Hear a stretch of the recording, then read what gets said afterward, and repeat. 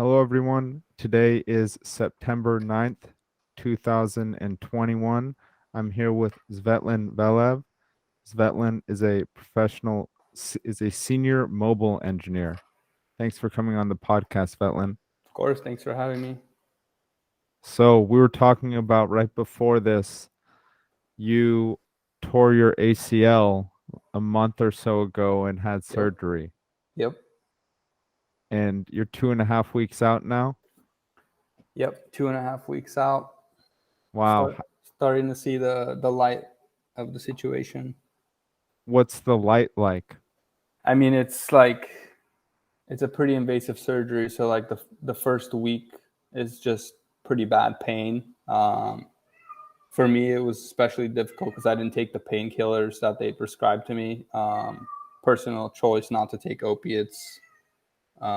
So I kind of just like went through the pain and didn't really sleep for like a whole week.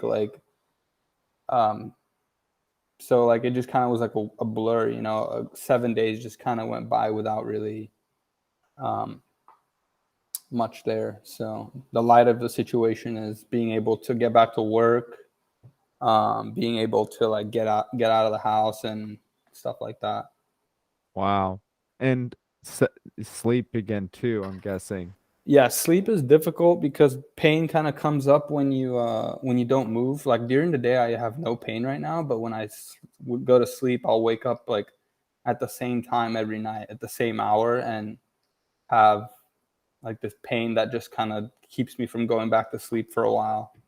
Wow, that kind of sucks. Yeah, What hour is that? it's like 2:30 in the morning, 3 a.m., something like that. Damn. And I feel like getting up and going to the bathroom like makes me feel better because I kind of move the muscles around, and then when I get back into bed, the pain's not really as prominent, and I can Okay. yeah. Wow.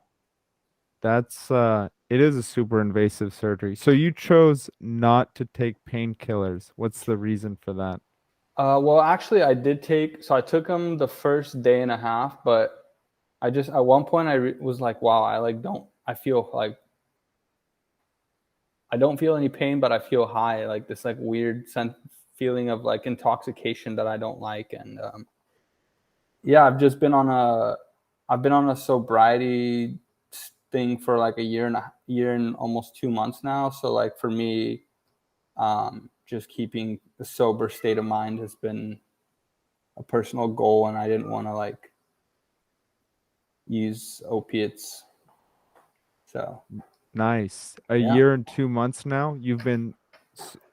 When did you start this sober journey? it's not 2 months. It's probably about a year and a month and a half almost. I started August of last year. Oh wow. What So what what brought it on?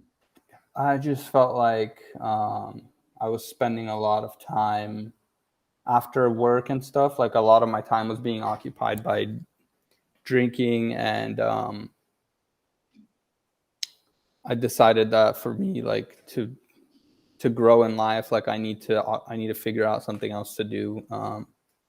And yeah, I haven't had a drink since, and a lot of things have improved. Like for example, like I think I lost about 20 pounds in 2.5 months.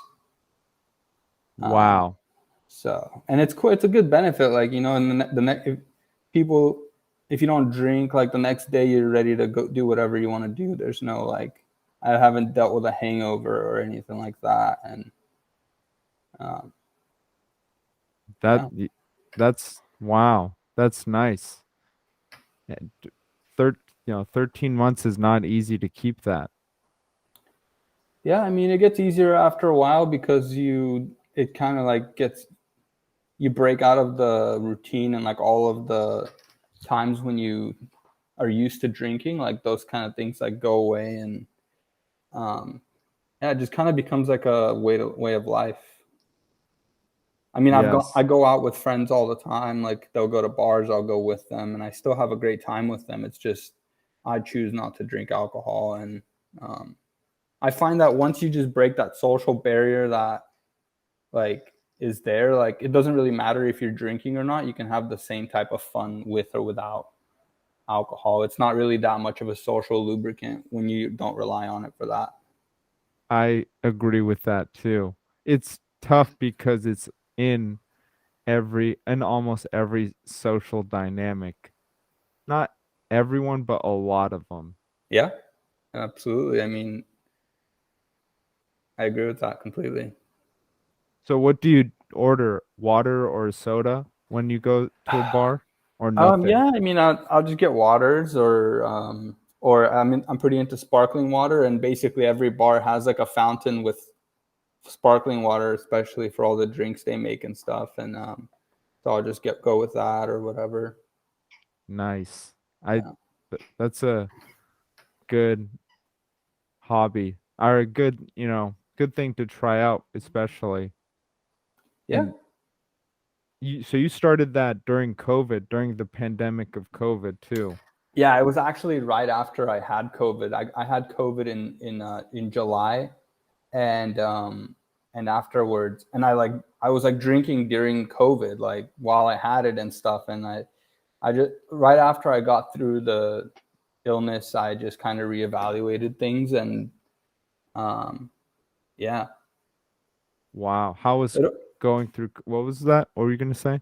I don't know. It opened up a lot of it opened up a lot of things for me to do with my time after work, and like physically, I just felt a lot better, and started running, started exercising, working out more, um, reading and stuff. Yeah, Losing 20 pounds is huge.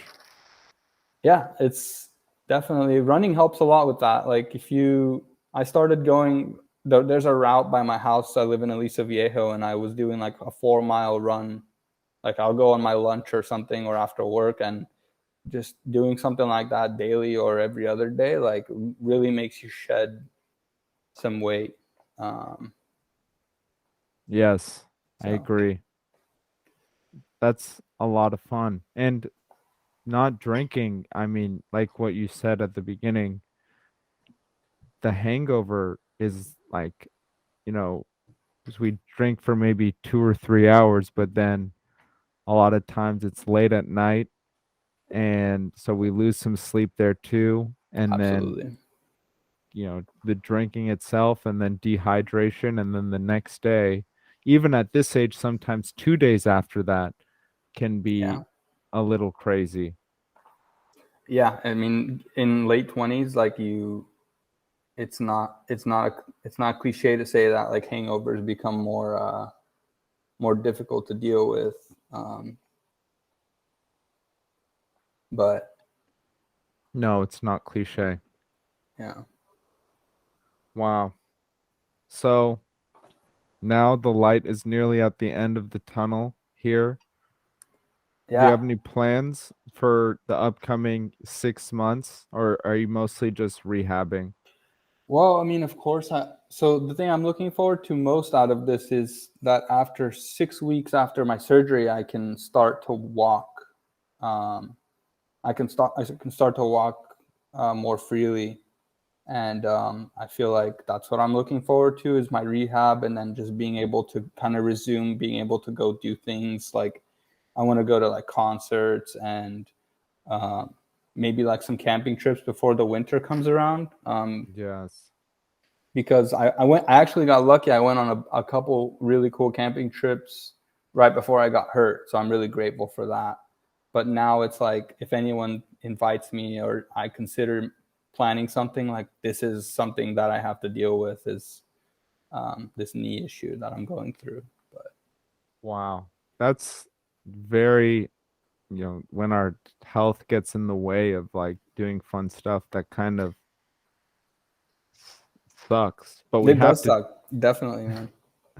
well, we have to take care of it because you could, do something worse to that knee if you like use Yeah. it before it's ready. Yeah, exactly. I mean, I don't know if you know about this, but like if you tear an ACL and you continue to continue to do things like sports or hiking or running or anything like that, it actually makes you more susceptible to arthritis and stuff like that later in life. So Wow. not fixing this thing was like not an option for me.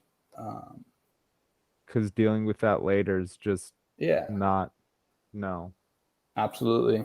And for me, like the thing I was most afraid of was the actual surgery itself, because I had never been put under before, and it just terrified me that I'm gonna lay down on a table and someone's gonna inject me with something and I'm gonna basically knock out. That really terrified me. But everyone said the surgery is the easiest part, and that, in hindsight, like they're actually right. It's literally Wow. not. It's literally nothing. Like um, I was anxious during the surgery, like coming up to the point where I was getting surgery, but um, yeah, the after the surgery was the more difficult part for sure. Who said that to you, that the surgery was nothing? Everyone. So I was researching online. I was talking to all these people, just saying like, "Hey, man, I'm like really anxious about this." Like people that have had surgeries in the past, and they're all saying the same exact thing. Like, don't worry about it. Like you're being taken care of by a very experienced team of medical people, and yeah, I couldn't really like take that and then relax about it. It didn't really help. But I'm sure. if someone asks me now, I'll tell them, yeah, like don't be scared of the surgery itself. Like it's not a big deal. Don't let, like, I have a friend that tore a ligament in his ankle or a tendon or something like that, and he hasn't had surgery for this exact same reason for about a year now. Wow. And I saw something online that was like, when you're the most scared of something, that's the exact moment you should throw yourself into it, and that's kind of what I went along with. And um, yeah, Yes. And then, I mean, that's what it seems like you did. You were yeah, scared of getting surgery. Rightly so. I mean, you've never had surgery. right. I've never had surgery either. Hmm.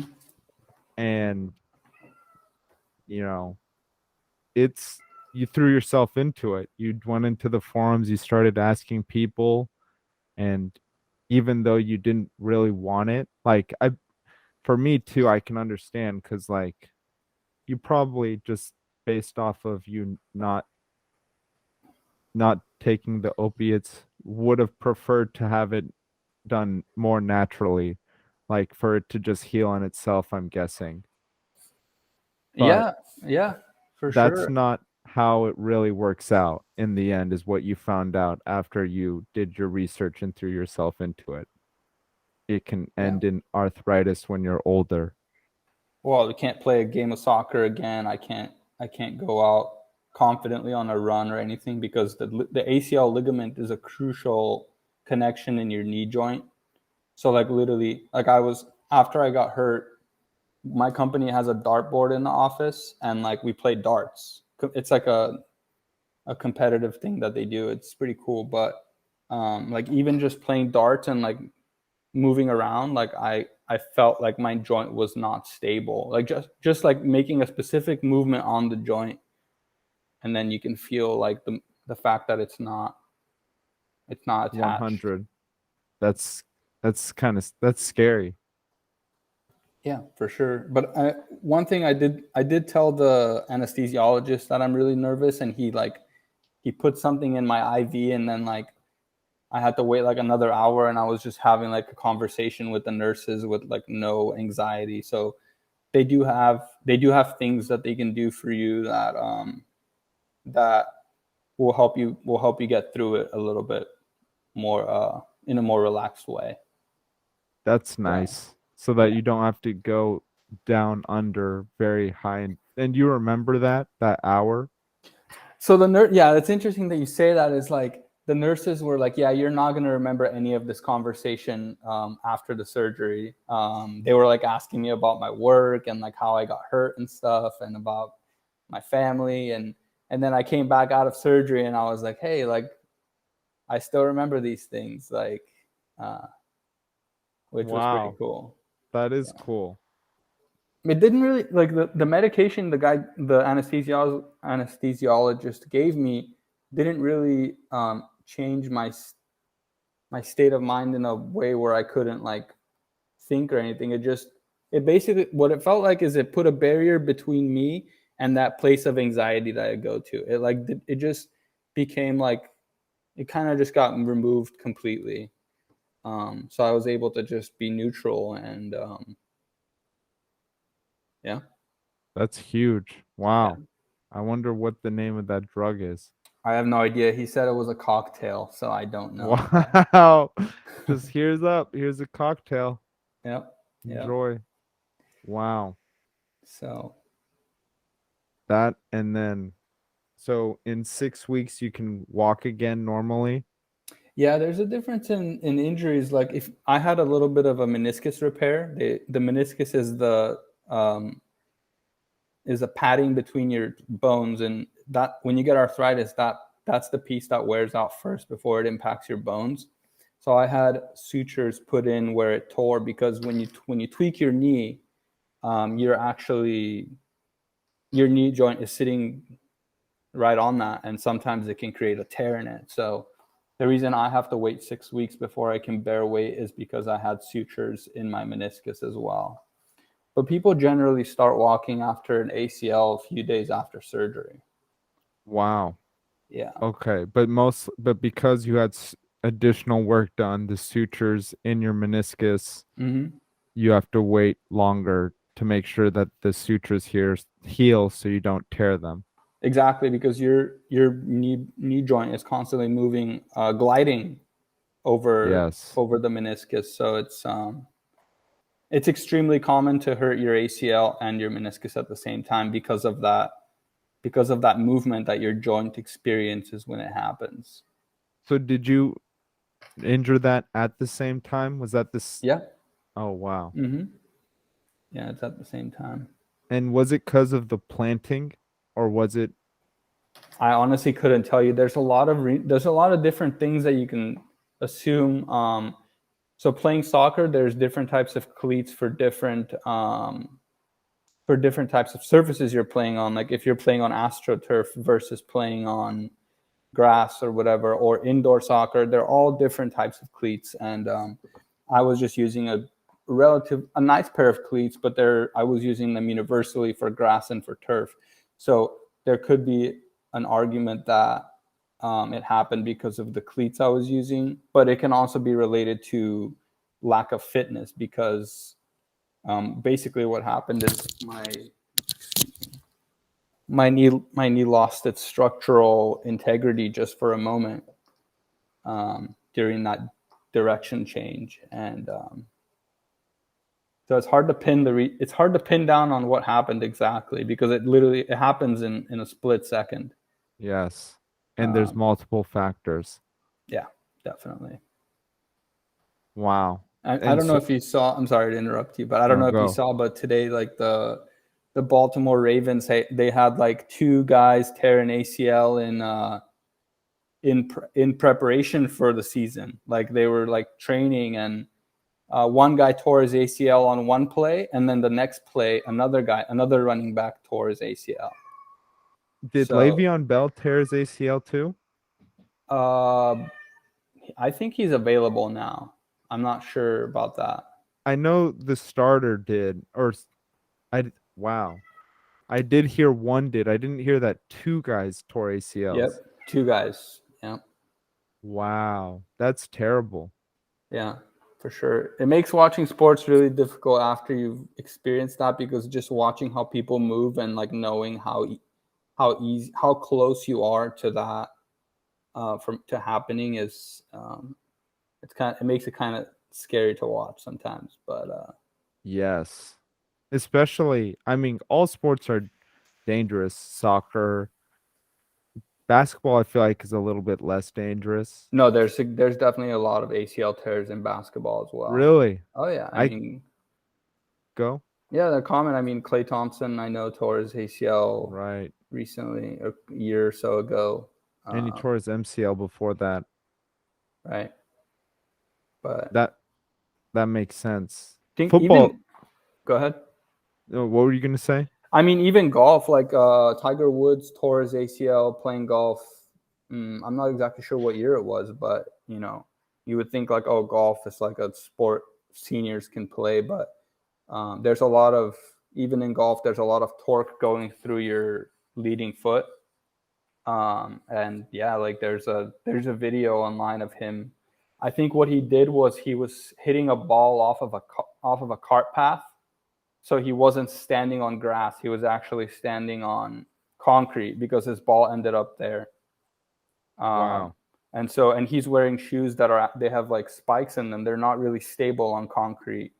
They're almost like very slippery. So his shot basically resulted in him tearing that. And I think he ended up finishing that tournament and playing more actually with a torn ACL. But I'm sure for him that's like a different scenario than you. You were playing pickup soccer. It's like not worth you or even doing, something like that. absolutely. That's not your career there. Whereas No. him, it's like he needs to finish. He wants, I mean, probably shouldn't, but it's his job to Hmm. go out there and golf. Yeah, it's a very good point. I mean, when I was playing, like I honestly, I don't want to say I deserved to get hurt, but like I was playing with a lot of with a high intensity, and like what's the point at the end of the day if you're not doing it for money or whatever? It's, I just take it seriously because I enjoy it, but um I could have avoided the injury by just taking it down like 10% probably. So uh, but yeah, Tiger Woods is a different scenario for sure. Yes. And I have a friend. Do you remember Michael Carroll from high school? I don't believe I No, I don't. He tore his ACL twice. Hmm. One in high school, Uh-huh. he tore each of his legs once, and he actually Yeah. ended up tearing it a third time in college too. Yeah, And that's he's pretty common. yes. I hope that doesn't happen to you. I hope you never tear an ACL again. Thank you, man. Appreciate that. What you were Um, saying. yes. I mean, he's super careful now. I Hmm. mean, he just, he does his exercises, he rehabs his body, but it's like even couple years ago, I was like, let's go play pickup football. And he's Hmm. like, no, Yeah, I have to be very careful. definitely, definitely. When you tear the natural ACL, it putting in a graft in its place doesn't doesn't make it like before. There's balancing issues that your body can no longer support as a result of the injury. Do you have a graft in your knee? Yeah, I mean every ACL replacement is a graft. There's different approaches. It's funny, like when you get hurt, you learn so much about these things, and I've just learned a lot. Um, there's different types of grafts you can get. So the most popular athletic graft, like for athletes, like professionals and stuff, they get what's called a patellar graft, which is they cut open your knee from your kneecap to your tibia, and there's a tendon connecting those two. It's a very big tendon, and they take out the middle third of it. They cut the middle third of it out, and then they use that in place of your ACL. Wow. And what they actually, not only do they take the middle third out, they actually take a piece of the bone from your patella, which is the kneecap, and from your tibia, because in order for them to graft it into your bones of your knee, it has to be bone, tendon, bone. So that's essentially what they're doing. And Wow. yeah, and then so they take the old one out and they drill holes in your bones, and then they screw it in with dissolvable screws, and then that's where that's like the reconstruction part of it. Is that the graft you got? Yeah, I opted in for the patellar graft because that is the most successful like long-term option. Okay. And so there's no real reason to go for another graft. No, there definitely are. There's benefits for getting certain ones. So, for example, you can get a graft from a cadaver, which is a person that's deceased, like a donor. Um, And in that case, your knee surgery essentially becomes 2 small incisions on next to your patella. That's all you have at that point. Can you hear me?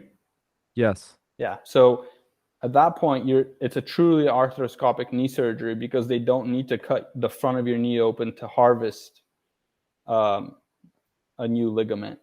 They're just taking one from another person and putting it in place of yours. So they just make 2 small holes and work with tools. So that's one benefit, is your patellar tendon is not impacted and your recovery is much faster. But nobody that does any type of sport or athletic activity will use that option. Wow. Yeah. And then there's another interesting option, which is they take a hamstring tendon from the side of your leg where your hamstring connects to your knee. That's the third option. And that's between the patellar tendon and the hamstring tendon there's like a small difference in long-term failure rates, but I just took the advice of the doctor and did the patellar. Okay. And no one in athletics will take the cadaver? I'm not that, I don't know that much about it, but I'm pretty sure that a cadaver graft is not something that an athlete will go for. This is the cadaver graft is more for lack of a better term, just an average Joe that is trying to get back to their life, where they're not doing soccer or any type of intense sport. They're just, using their knee for basic function. Okay. It's a little bit faster of a recovery because when they cut your patellar tendon, it makes it really difficult to use your leg, the muscles in your leg. So you have to do some rehab on your entire leg then too. yeah. One interesting thing about us getting a graft from your own body is that it's actually, your knee has ligaments in it, but they're putting in a tendon. And what happens is your body transforms this tendon into a ligament. And this is a process that takes about 9 months. Wow. Yeah. And at one point, the ligament is actually in its weakest state. And that's not right when you get it. It's, I don't know the range specifically, but it's a certain weeks out of your surgery, like 6 to 12 weeks or something like that. Because at that point, the graft is considered dead tissue and your body begins to revascularize it after that. And then thus converting it into a stronger and bigger ligament inside of your knee. So that's the point where people start to feel better because their body has recovered from the trauma of the surgery. But it's also the most important time not to do anything to re-tear it. Got it. Let that Yeah. revascularize Exactly. Yeah. and turn into a ligament. Mm-hmm. Yep. That is crazy. Definitely. So they say like your rehab should be more intense in the beginning stage, then it should taper off after that, and then eventually you can continue with more intense rehab and workouts and stuff like that. Okay.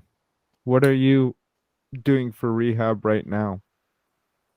It's a good question. Well, tomorrow is actually going to be my first actual physical therapy session, but through my research, I found that there's some prehab exercises that you can do to help yourself be ahead of the recovery curve. Because after your surgery, basically your quad muscle completely shuts down. Like it doesn't even look like your other leg. It's just like hanging on the sides. Like there's no structural integrity of your quad muscle. So being able to, like, it's impossible to lift your leg. You literally have no idea how to engage your quad muscle to lift your entire leg. So there's certain small exercises you can do to begin to engage that muscle back. And then as soon as that muscle wakes up, then you're able to actually start working on like straight-legged leg lifts, laying down and like holding your leg off the ground by like 30 centimeters or so. Those are like the first stages of the exercises, is to regain that muscular strength in your leg that you lost as a result of the surgery. You haven't started those yet? I have, yeah, I did. I started as soon as I wasn't in pain. Oh, Um, nice. yeah, the first exercise is actually just putting a towel underneath your knee as it's stretched out on the ground, and pushing down on the towel with your knee, like pressing down into the towel. And With what the happens back of your knee? exactly? And what happens is your quad begins to like contract. And then if you do that for a couple days, it becomes possible to transition into actually lifting your entire leg up. Wow. And Like that's, from foot, like your foot up straight? yeah, like your knee, straight knee, and then going up. We're not talking about like leg lifts for core workouts. I'm talking about like a leg lift that is just off the ground and holding to engage the muscles that would are responsible for that. Yes. Like keeping your leg straight, just getting it up, you know, six, maybe Exactly. 3 or 4 inches off the ground. I mean, Hmm. post surgery, that seems like a lot of trust for you to put in your knee to let it hold the bottom half of your leg up. Absolutely, absolutely, and it's not something to mess around with, because when you're doing something like that, if you bend your joint, it stresses the graft inside of your knee. So it's not something that you want to take lightly. Um, but yeah, another really cool thing that I have that I've been using is called a TENS device. I don't know if you've ever heard of this. They're basically these. It's an electronic device with these pads that you can stick onto your muscles, and it's a positive and a negative, and then the device begins to send a wavelength pulse through your muscle, which creates a contraction of your muscle. It's Okay. re- and what that does is it helps additionally to stimulate that muscle from atrophying as much. Oh, nice. And did you get one of those and are you using it? Yeah, they're very cheap. I mean, if you get it through insurance, it costs a lot of money, but you can get one on Amazon for like $30, Oh, and wow. it's very, very effective. It almost feels like your muscle is cramping to some extent. It's just a pulsating contraction. Um, so yeah, that's something that I've used as well. But it keeps your muscle working Yep. so it doesn't atrophy and break down as easily. Yeah, it engages it to the point where you can actually start using it for other things like uh, exercises and stuff like that. And it's also a useful thing that I haven't used this for, but if you have pain at night as a result of not moving around, if you use this device while you're sleeping, you're actually stimulating movement of your muscles, which causes them to release certain chemicals which relieve pain.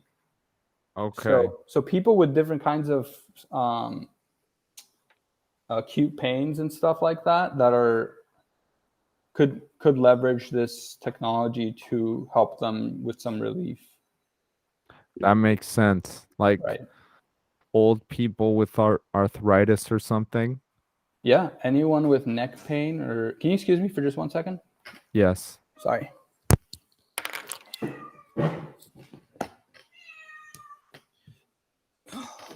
Sorry about that. I'm house sitting, and there's a cat here. No worries. Anyways, yeah. So any kind of acute pain um, could be helped with that. Got it. Okay. And Yeah. are you using that for your hamstring, you said? Or I'm the putting. actual? I'm actually placing it on my quadriceps muscle and my calf muscle, and, Okay. and changing between the two. So a positive charge on the one side and then a negative on the other. Yeah, so if you flex your leg, if you flex your quadriceps, you can see the path of the muscle. You can see like how it looks, and then you can attach one side of the electrode to one side of the muscle and then the other to the other side, and that causes the contraction of the muscle in the natural direction that it normally would be. Okay. So it's very useful. That's awesome that you can use these tools with the internet to get yourself like the best, self-care possible. Right. Yeah.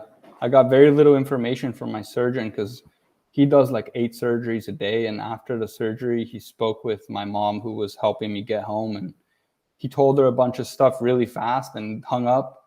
And like that was it. And it was difficult to get information from him to what I'm supposed to do and stuff. So the internet was really came in clutch there. Nice.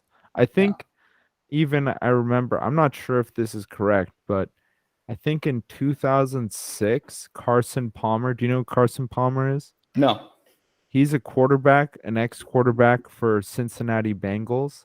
Okay. He tore his ACL, and I think in 2006 he got a cadaver Did he? ACL. Okay. Yes. So if it's the new standard for athletes to get their what's Patellar that called? patellar graft. Patellar graft? Mm-hmm. That can't have been too old, that practice. Right. I'm Would I'm I'm not sure how long this practice has been around, but like there's a player on Liverpool. His name's Virgil van Dijk. He tore his ACL recently, and you can see where they used the patellar graft for his reconstruction. But um, there's probably a reason why they did it. There's different reasons. If he's torn it in the past, you can't harvest from the same place again. yes. Um, Well, I was thinking just because maybe, the medicine wasn't as up to date until it's recently. possible. It's Like possible. Yeah, that would just, I mean, because I think the cadaver seems a lot more straightforward than the patellar graft. much more straightforward. Yeah. So, if eventually people started realizing, I think even medicine, I'm not sure because I'm not a doctor, but there has to be, over this last 10 years with the internet and the integration of data, it's got to be like some of the best practices in surgery are making their ways around. Yep. Yep. It's all statistics too. Like you can look at the statistical values of failure after your surgery. That's a pretty significant indicator of a successful procedure and long-term solution. Did Um, you, is there statistics online available oh, for? absolutely. Yeah. Wow. There's studies that have been done for the outcome of different people, different types of whether they're an athlete or not, stuff like that. You can read about all that. Like anybody that gets this injury can make an educated decision what they want. Yes. Because my doctor, when he told me I had a torn ACL, he was like, "So, are you planning on playing soccer again? Or are you planning on running? Are like?" And I was like, "What do you mean? Like I'm my my sanity depends on exercising and doing stuff like that." And when I said that, he followed up with the suggestion that I should get the patellar graft. I couldn't imagine if someone's answer was like, yeah, I'm okay with not running again. Yeah, he was literally like, "So, like, you just gonna be like casually walking and jogging from now on, or, and we live once, and like for him to tell me like you're this very unexpected event just changed your life forever Yeah. is like not what I wanted to hear. So I went with like the suggestion. Nice. No, you want to have, do you think you'll play soccer again? Are you planning on? That's a really good question. I don't know. I honestly don't know. I don't know if it's worth it I because there's understand. just so many other things that I can do with my time that are just as fulfilling from a strength and exercise point of view that don't include playing soccer. I just don't know. I don't know because if I tear it again, then my I have to go through another year of rehab, and I don't know if it's worth it. I understand. And it's more likely that you'll tear it again if you Absolutely. torn it once. Oh yeah, absolutely. Wow. But you'll still golf. Yeah, yeah. I definitely plan on getting back out there and golfing. Um, Nice. Nice. it's not as easy to get hurt playing golf, especially in the knees. No. And that's pretty interesting that you noted like I've always had a theory because I wear like Vibram shoes. Have you ever heard of those? No, I haven't. Vibram shoes are the toe shoes, and there's like no padding underneath. Okay, yeah, And definitely. so I wear those because I was having issues with Nike shoes running in Yeah, those. But it's interesting that you bring up that you think that your cleats and the surface you were r- running on at the time right. may have impacted you, and that you noted even Tiger Woods when he tore his ACL was wearing golf cleats on on a hard paved path. Yeah, it's an unlikely shot that you have to sometimes go for, but yeah, what happened to him is he slipped, and that shift from the slip is what did it for him. But it, I've never tried those shoes that you're referring to though, and I'm guessing did it resolve the issues that you were having or It did. I've okay, been wearing them for almost 3 years now, okay, and I haven't really had any knee pains in that okay, time. okay, But cool, yeah, since then I've had a theory that the way we step may hurt us. Like 100%. even basketball shoes, like, and that's a very hard surface, basketball, like, and Mm-hmm. the way they step, it's like I can see, like, have you ever seen the bone out, or I don't remember who did it, but there's been some crazy like broken legs that Mm-hmm. compound fractures. Yeah, yeah, yeah, yeah. So yeah, There was a recent one. I forget who it was, but it's pretty gruesome. really, in basketball. Yeah, it was in the NBA. Someone uh, broke their tibia, and it was like one of those out of the skin Yes. injuries. Oh Yeah, wow, I remember that happened like 5 or 6 years ago, but I didn't know that happened recently.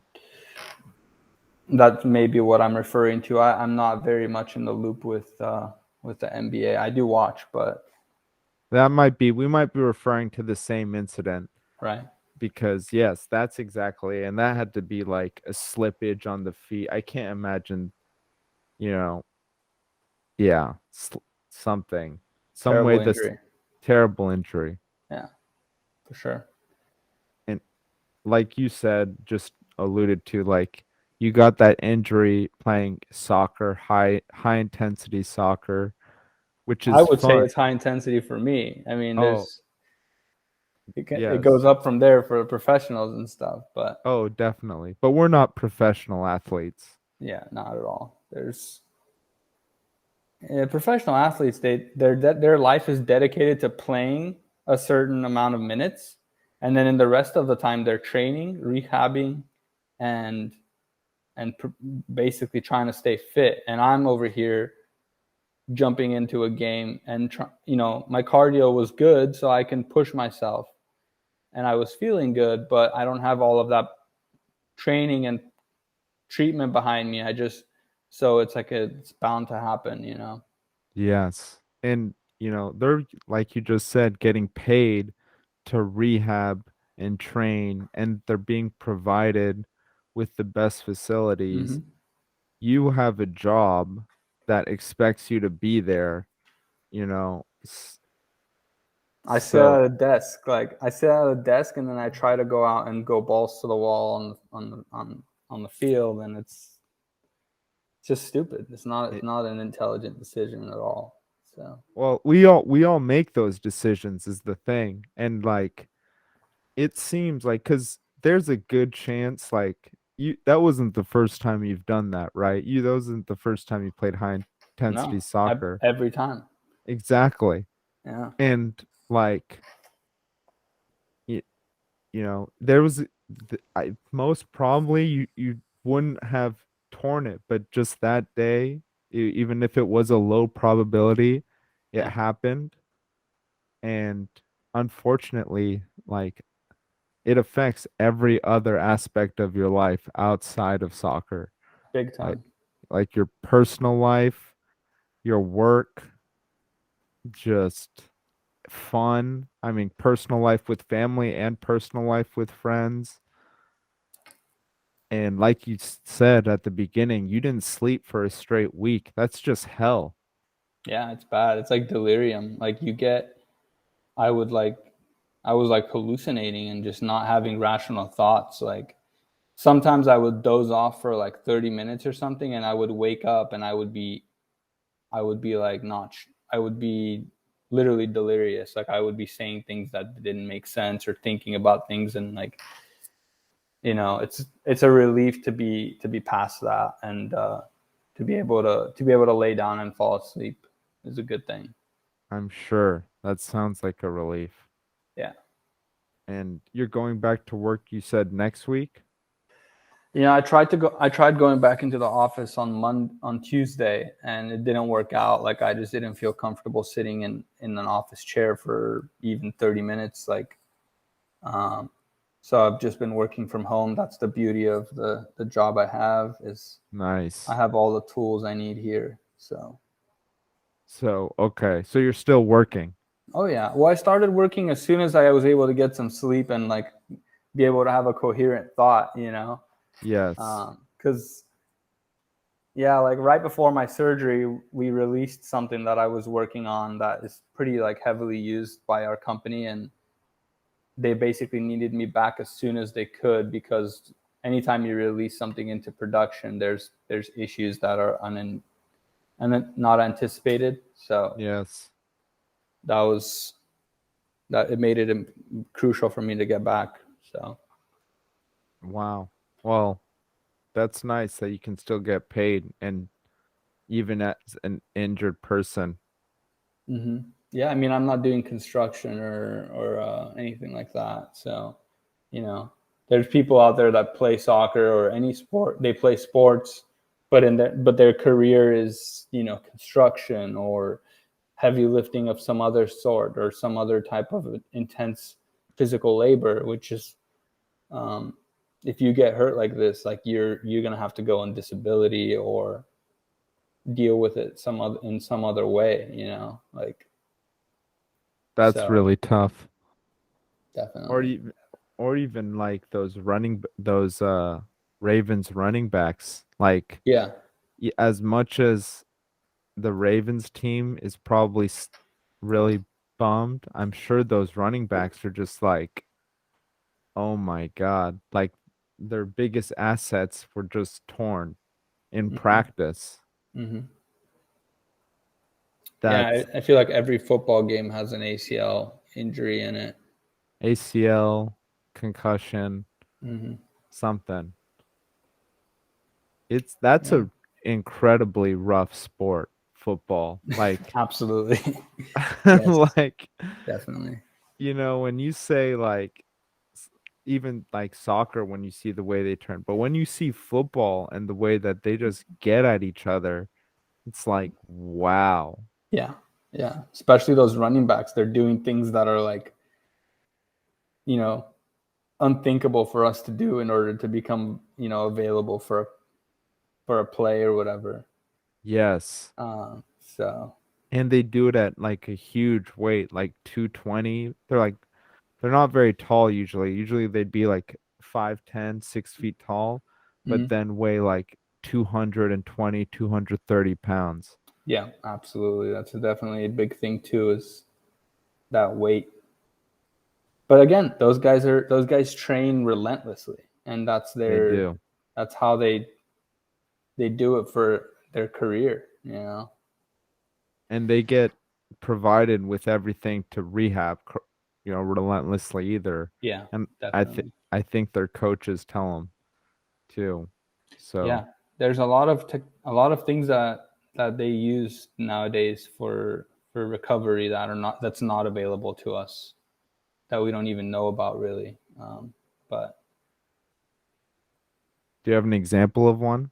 well, for example, they have these chambers that are like very temperatures dropped down to like a ridiculous number, and they spend um, they have cycles where they spend time in them, and it helps with their recovery. For example, um, But we could never get those unless we paid a lot of money. it would cost money. Yeah, it's not. For us, it goes as far as physical therapy, which even our physical therapy is super limited. Like, you know, I'm going to do physical therapy tomorrow, but it's just going to be like an hour of physical therapy with some relatively generic um, exercises that are given to someone at my stage of recovery. While you have, professional athletes who are there's their muscles and structures are analyzed, and treatments are applied to them that are unique to their bodies. Yes, It's a different thing. it's a very different thing. You've got to do a lot of your own work and a lot of your own research. Yeah, And which a you've lot d- of people don't. I personally want it yes, so bad. So like, yeah, yes. And I understand. A lot of people don't. At least, I know a lot of people who tore their legs because I played football when they were young in their right. teenage years. You played for Elisa, right? I played Football. for Aliso, Uh huh. and rehabbing a torn ACL at like 17, it's like, what am I? You don't even Yeah. think about it. Yeah. Versus like it being in your late 20s, it's like, wow, I've got to take this very seriously. And I know some people who those knees have gone years past. Like it's like been 10 years and those knees are still hurting because the proper rehab wasn't done Yep. right after.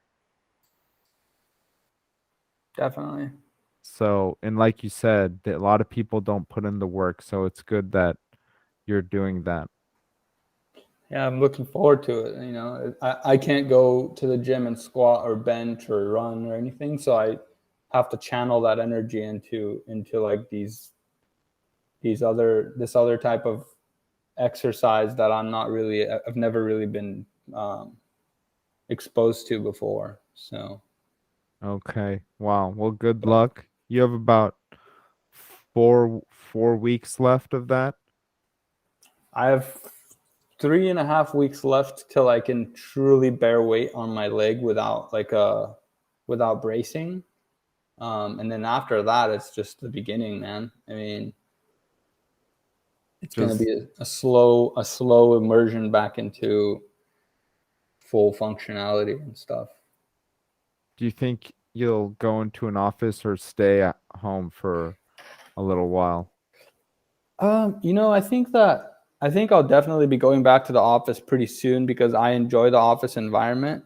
I Yes. spent a lot of time working from home during COVID, and going back to the office, I actually switched jobs to do that. Not just because of that, but this my previous job didn't have uh, we didn't have permission to go in and work from the office. This new job did, and my productivity went up a lot, and I just enjoyed face to face contact with my coworkers.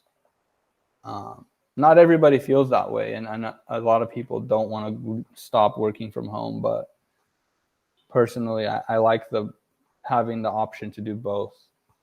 I understand. That's yes. If that's good. So you switched jobs recently? I switched jobs about 4 months ago. Yeah. Okay. How has that been? It's an interesting experience, because obviously, like when you work at a place for like 2 years, you become attached to the people you work with, and you start to carry responsibilities that you know nobody else really handles. So Yes. deciding that you want to leave for personal benefit is kind of like, you kind of feel like a dick. You kind of feel like you're letting people down. Um, but at the end of the day, like it's an employee to employer relationship, and you should accept that, and throw yourself into something new if you think it's the best choice for you as a career wise. And I thought that it was a good opportunity to do something different. And honestly, looking back, I have to say, like, it was a good decision that I changed jobs, because I was exposed to new stuff, a new realm of what I do. And yeah, it's one great way to grow as a developer To is switch jobs and switch yeah. responsibilities. Yeah, I think so. I mean, that's my personal opinion, at least. But I agree. I yeah, think sticking with the same language and the same procedures for multiple years, we can get really complacent. absolutely. And it sounds like you had an important role. So, I mean, even though, like, even if you didn't get complacent, like, well, you said that you felt like your productivity went up when you went back into the office. Yeah, so like one major thing is, like, I just wasn't really into the initiatives that my previous company was taking. I wasn't interested in what they were trying to do. Um, there was times, like when I was working at my previous job, where I did really enjoy certain things because they were new to me, and they're relevant technologies that are worth learning and mastering. But then eventually it just became something different, that, like, once the projects I was working on transitioned to something else, I found that I wasn't really as passionate about what I was doing. So um, I decided to do something different. Yes.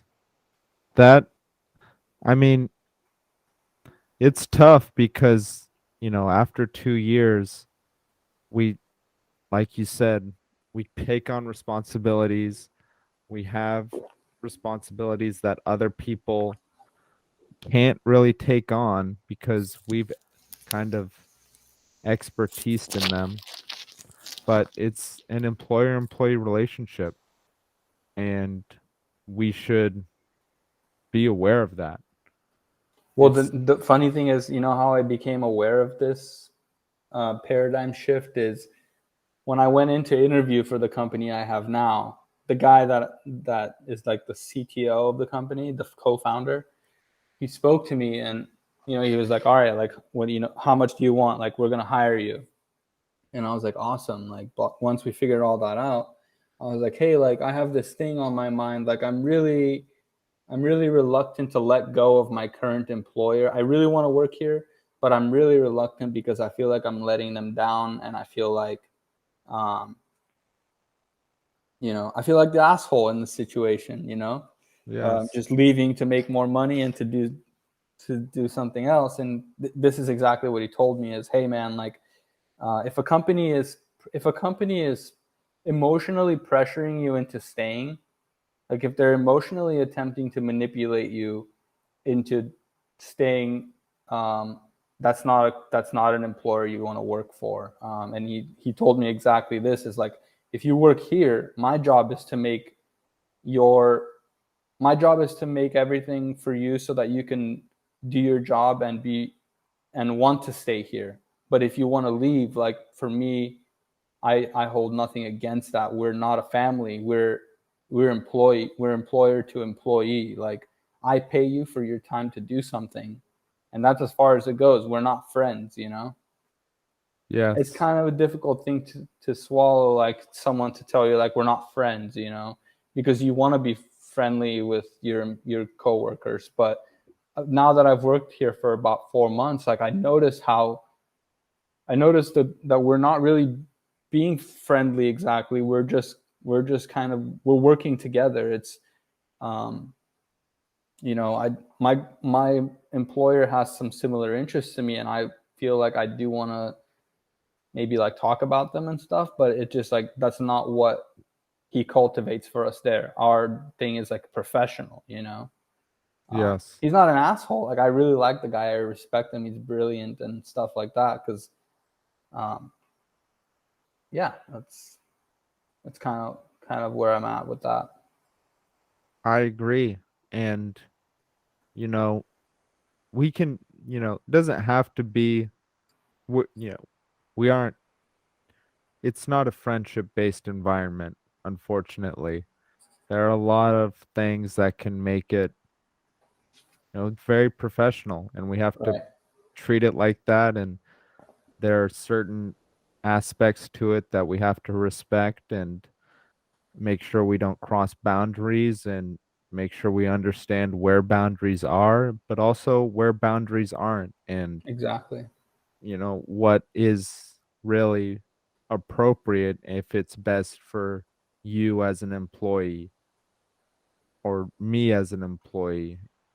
Yeah, absolutely, absolutely. You know, they still know how to have a good time. They still know, you know, they still do really cool things. Like on Fridays, they do like a debate thing where they get together and just debate random topics. You know, it's not just like sit. It's not just like hey, and then walk past your employer and go sit down and work. There is things that make the job fun, like playing darts. I played darts with my boss. I played darts with my coworkers. But like it's just a very interesting, like exactly as you say, like boundary where we are as a relationship. And I personally really like it. You know, the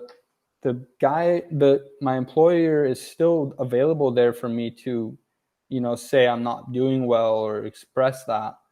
But yeah, like you know, it's I have there's certain expectations that I have to meet, and he pays me for that, and that's where we're at. Got it.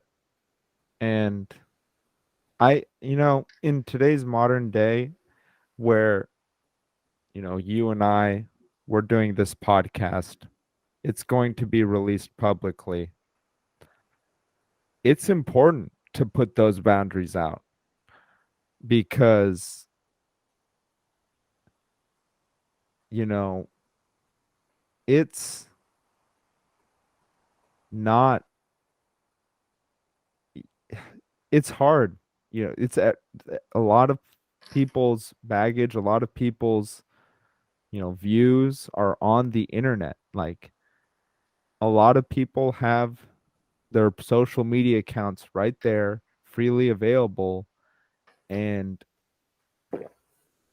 there has to be some boundaries, and we all have to accept those boundaries. And I think we have to, if you want to have employees, if we want to have employees and employers work cohesively in the future, that those boundaries need to be defined and people need to respect them when they're in the office, but also when they leave the office too, and say, okay, I recognize that, you're not in this domain right now. You're not in the domain of this office. I know how you act in this office. It's, pretty respectful. It's pretty, you work hard. And then you have your whole domain outside of this office, which you don't bring into this office that much. Right. And if you can separate that out effectively, I think then, that's really where we're heading to. Or, maybe not everyone, but I feel like it's an easier way to go about employment moving forward. Yeah, it is. And if you come from one way of doing things with like a certain company or something like that, it can be kind of a shock to realize like that you're not treated the same way anymore, and it can be difficult to deal with, especially in the beginning. But any new job is difficult um, to really become comfortable with. Like there's always awkwardness, um, but eventually that fades, and then you know switching a job like this and learning about this, because I've never really thought about that in the past. Like I don't necessarily I want to say I've done it differently than that, but I've never really had that brought to my mind, like when I had that conversation with him about that. And What's that? just the fact that like we're just what our relationship is, and like what you know now I'm more comfortable with, if a different opportunity comes, I can weigh the positives and negatives of taking it without having that um, without having that hindering me. Yes, because that could be a huge deal. I mean, you could have stayed at your previous job because of that if this Yeah. new recruiter or a new employer didn't, say that to you. And then maybe, your company in the future would let you go because someone just, it doesn't have to even be everyone, just someone feels not the same way that you felt about yourself and your relationship with the company. Yeah, definitely. And that's something that we shouldn't be afraid of understanding, that is always a possibility. Like if my employer has no use for me, or if I'm not meeting his demands, or if I'm not making my paycheck justifiable, then he has every right to say, he has every right to terminate our my employment with the company. So I am aware of that. And well, the only thing that I can do on my end is be the best I can be. Yes, we got to show up to the office, be respectful, even be kind and courteous, because even if you're just an employee or an employer, like we still want kindness. It doesn't have to be like we don't have to be friends or best buddies, but Yeah. respect and kindness need to be there, and a willingness to sacrifice and work in exchange for payment. Right. 100%. So I'm glad that you're still able to work. That's huge. Yeah. Thanks, man. It's difficult right when you come back, especially when you're all like, I was just getting like migraines from lack of sleep, and I'm just Yes. not thinking right. My mind is not clicking, mind is not firing like it used to. But once you build a little bit of momentum after a few days and get back into it, it becomes a lot easier. And you just have to be aware of the fact that sometimes that's going to happen, and to be optimistic that if you keep working, if you keep trying, you'll break through that, and then things will go back to normal. So That's that's huge. I That sounds like a great place to stop. Svetlin, do you have sure. any last words or anything that you'd like to say to everyone? Hey man, thank you for having me. And I honestly haven't spoken to you too much since high school. Really, it's good No. to. It was great connecting. It was great connecting. And maybe, when you're healed up, we can hang out sometime. Yeah, for sure, for sure. I know that you're into certain things that I'm kind of interested in, like archery, and I was considering to take you up on maybe like doing that sometime. So as soon as I can, maybe that'll be the next step. Yes, let's do it. When you heal up, and then let's go shoot some archery. Definitely, man. All right. Thanks for coming on, Svetlin. Thank you.